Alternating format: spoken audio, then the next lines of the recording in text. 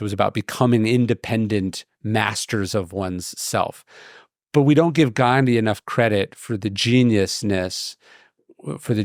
with which he was able to take on the greatest military power of the day without military means, and not just like kind of defeat them, but humiliate them.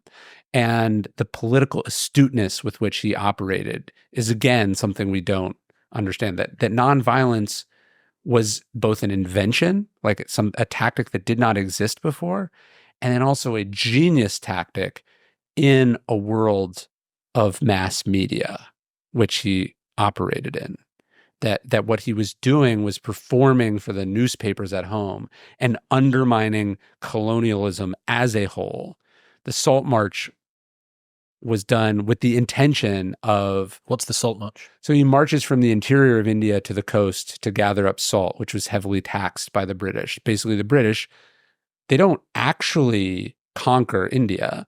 They just conquer and loot its resources. And then they use the people who lived there as the means of financing this and the labor to exploit it. And Gandhi proposes this campaign where they'll go on this like 20-day march from the interior of India to the coast to gather salt, which was forbidden without paying a tax. And so first off, just a 20-day slow-moving caravan is itself this media story.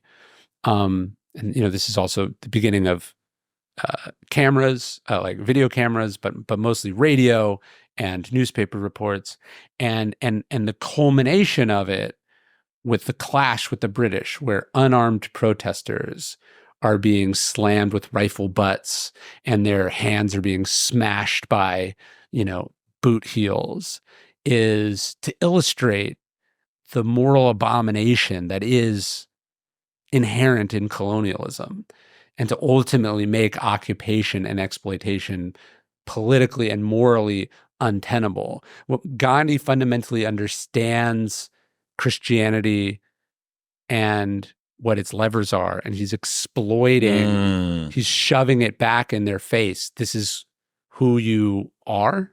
This is what's being done in your name. Forgiveness, grace, yeah. How you treat them, the meek. And so Gandhi as a political strategist, we don't think about enough, which is one of the things I got really excited about in the book.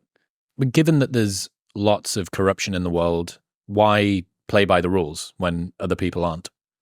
What do you mean? Oh, we're talking about justice here.